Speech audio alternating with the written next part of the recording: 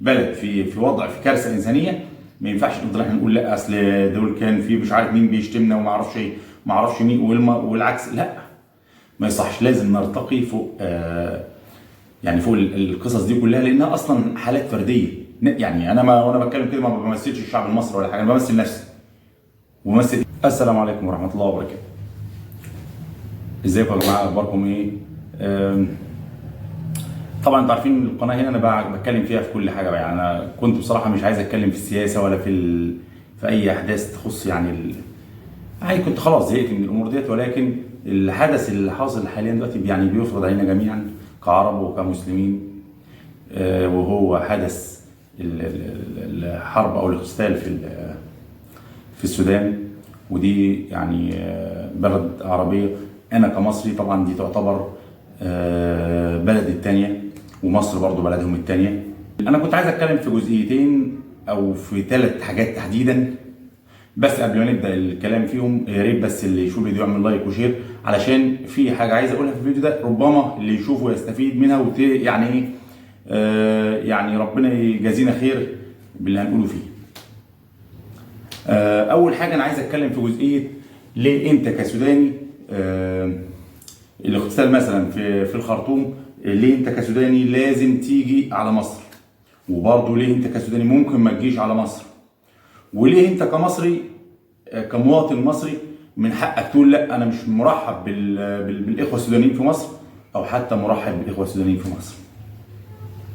اول حاجه والجزئيه المهمه في الموضوع هو ان انا سمعت كلمه للقائم بالاعمال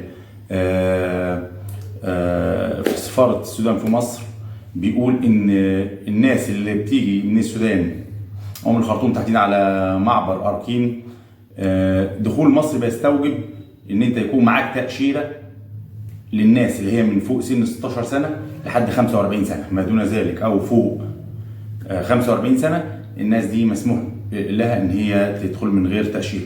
فهو الراجل عامل الفيديو او البيان عشان يعني بيقول ان انتم كده كل الناس اللي جايه اللي معاها تاشيره واللي معهوش تاشيره عاملين ضغط على المعبر، وممكن بيحرموا ناس من حقهم ان هم يدخلوا، فما بيدخلوش او ما بياخدوا وقت كبير جدا على ما بيوصلوا دورهم مثلا لما يوصل يعني للموظف المختص او يوصل دوره للمعبر. فبيقول لهم انت عشان تيجي لازم يكون معاك تاشيره. فدي برضو معلومه مهمه كان لازم كل الناس تبقى عارفاها علشان نخف الضغط على معبر اركين الحدودي بين مصر وبين السودان. في البدايه برضو معلش اللي يشوف الفيديو يا ريت يعمل لايك وشير بعد اذنكم يعني، ولو عجبك الفيديو عايز تشترك في القناه تبقى نورتني، ولو اشتركت فعل الجرس على الكل برضه عشان نتواصل مع بعض على طول. ليه بقى انت ممكن ما تجيش على مصر؟ برضه هنا بقى الكلام للناس اللي هي مش من حقها او اللي وضعها القانوني حاليا على الاقل ما يسمحلهاش بالمجيء. الاقتتال او الحرب الدائره هي بيقول لك في الخرطوم والاماكن المجاوره، لكن عندك تاني في السودان اكتر من 17 ولايه على حسب ما هم بيسموها. الولايات دي امنه جدا، ما فيش فيها اي مشاكل، ما فيش فيها اي حاجه. ليه قصه الاصرار على انك لازم تخرج بره السودان ولازم تعامل معامله اللاجئ يعني؟ ولو ان احنا هنا في مصر ما عندناش لاجئين، مصر ترحب بكل القادمين اليها وتعاملهم معامله اصحاب الارض او الضيوف. انت الراجل، انا بقول للمواطن او الزول السوداني اللي وضعه يعتبر مش قانوني، حضرتك عندك ولايات تانية ممكن تتوجه اليه. واحنا سمعنا كمان ان انت عشان تيجي على مصر بتدفع مبلغ $400 تقريبا او حاجه زي كده للباصات والحافلات اللي بتنقلك. فانت ممكن بيقول لك تسكن بيها في اي ولايه من الولايات اللي هي النيل الابيض او مش يعني ولايات كتير جدا عندك امنه وما فيش اي مشاكل، فممكن تعيش فيها لحد ما ربنا يفك الازمه. ده برضو انا مش في باب ان انا بقول لك ما تجيش او ان انا كمصري ارفض مجيئك، لا انا شخصيا عن نفسي ارحب.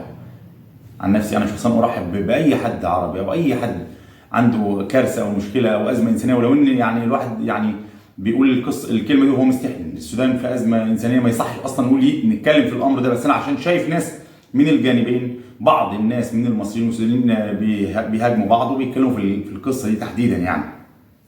وهذا امر اصلا لا يليق يعني الحقيقه، ما يليقش ان نتكلم فيه في الظروف دي ولا في غيرها اساسا.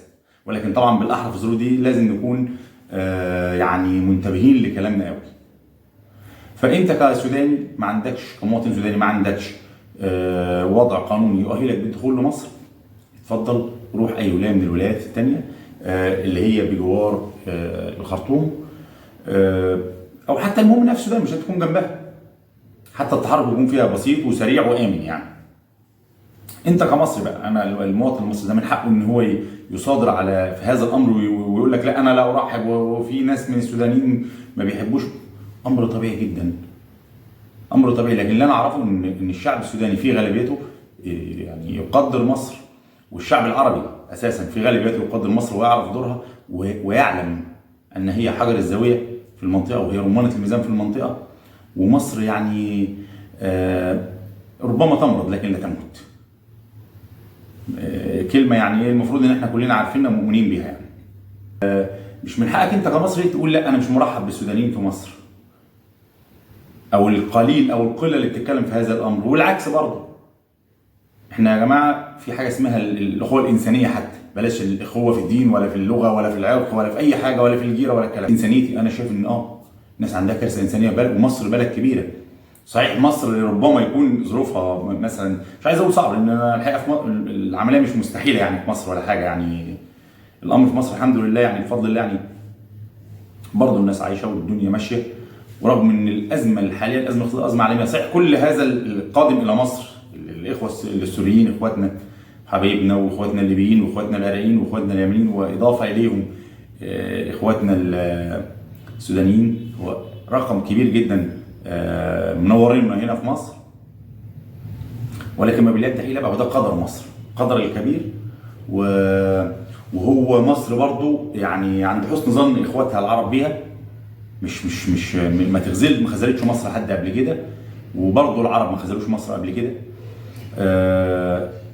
فلازم نرتقي يعني شويه. ده انا الفيديو انا والله ما كنتش عايز اتكلم في الحاجات دي خالص تاني انا يعني، لكن لا ما يصحش يا جماعه نفضل في كارثه انسانيه وفي ازمه انسانيه زي دي نفضل ان احنا يعني انا شايف الفيديوهات دي بصراحه اثر يعني ضايقتني جامد جدا، ولذلك قررت ان اطلع واعمل الفيديو ده واتكلم واقول رايي فيه. ولعل حد مثلا من الناس اللي عندها الامر واخدها شويه في اتجاه شمال شويه يعني تعرف ان في اتجاه اخر. لا، معظم المصريين بيرحبوا باي حد، وتحديدا حاليا دلوقتي بقى الاخوه السودانيين اللي في الكارثه الحاليه اللي يعني الطازه يعني زي ما بيقولوا هنا في مصر، لا مرحب بيكم طبعا. ولكن لابد برضه نبقى عارفين هنا الكلام بقى السودانيين ان مصر بلد قانون، لابد انك تحترم القانون فيها وتحترم برضه شعبها جواها وبراها، علشان مصر دوله كبيره يعني كبيره الحجم والقيمه والمقام وكل شيء، وكبيره التعداد. مصر فيها عدد كبير، عدد ضخم، وفيها ضيوف كمان غيركم. يعني مصر دلوقتي اعتقد فيها اكتر من 10 مليون ضيف. يعني مش عايز اقول لاجئ، ما بنعملش معسكرات لاجئين، مصر ما بتعملش الكلام ده. لو عملتها ممكن مصر تستفيد، لان لما في دوله بتعمل معسكرات للاجئين على حدودها بتضطر الامم المتحده تتدخل وبتبعت فلوس على الناس دي وارقام كبيره. كنا شفناها قبل كده في تركيا وفي دول كتير جدا جدا جدا وفي اوروبا والحتت دي. مصر ما بتعملش القصه دي ربما لانها يعني بتتعامل باخلاق الفارس، باخلاق العرب. يعني ما اقبضش انا على ضيف عندي، عشان في ضيف جاي عندي فانا اقبض منه فلوس او اقبض عليه فلوس. وشفنا الكلام ده كلنا في تركيا يعني. وشفنا الرئيس التركي وهو بيتكلم في الامر ده ان انا عندي لاجئين كتير ومحتاج فلوس علشان اصرف عليهم عشان الرعايه الطبيه وغيره، من حقه طالما اتعمل لهم معسكرات خلاص هو من حقه برضه. بس مصر يعني بتترفع بقى في هذا الامر، بس الامر زياده يعني على مصر، الضغط برضه كبير زياده. فلازم نتعامل برضه بايه يعني احنا الضيوف برضه كمان يكون عندهم برضه اخلاق الفرسان ويعني ويراعى هذا الامر برضه. انما مصر يعني فاتحه بابها دايما لكل ضيوفها، مفيش اي مشاكل. وهم برضه الناس اللي طرقت باب مصر عارفين قيمه مصر. هو ما جاش مصر كده وخلاص، ما هو في برضه اجلاء في اماكن ثانيه كتير، لكن اللي اختار مصر عارف هو جاي فين وجاي عند مين، الشعب ده شكله ايه وطبعه ايه واخلاقه ايه. وبشهاده كل الضيوف اللي عندنا السوريين واليمنيين والليبيين والعراقيين وغيره. واحنا عندنا كمان جاليه سودانيه كبيره اساسا من غير الحرب، اساسا مصر يعني مفتوحه للسودانيين من زمان، وعندنا جاليه بالارقام المليونيه يعني رقم مليوني. في مصر من السودانيين، وهم عارفين الشعب المصري اخلاقه عامله ازاي. فهحط لكم الفيديو اللي فيه الكلمه بتاعت القائم باعمال السفاره السودانيه في مصر. ويا جماعه اللي ما عندوش تاشيره يحاول بقى يحصل على التاشيره الاول. الناس اللي هي من سن 16 سنه لحد 45 على حسب ما ذكر هو. انا الحقيقه ما كنتش عارف، لما لقيت الفيديو قلت يعني هحطه لكم او اتكلم فيه علشان ربما حد يشوف الفيديو بتاعي فيعني يستفيد منه. وفي النهايه بعد اذنكم بس اللي يشوف الفيديو يعمل لايك وشير، بعد اذنكم اشترك في القناه لو مش مشترك، وفعل الجرس خليه على الكل. ونتقابل تاني ان شاء الله في فيديوهات تانيه يكون الاحداث اجمل والطف واهدى، وربنا يلطف بالسودان وشعبها وبمصر وشعبها وبالعرب كلهم وبالانسانيه كلها. والسلام عليكم ورحمه الله وبركاته.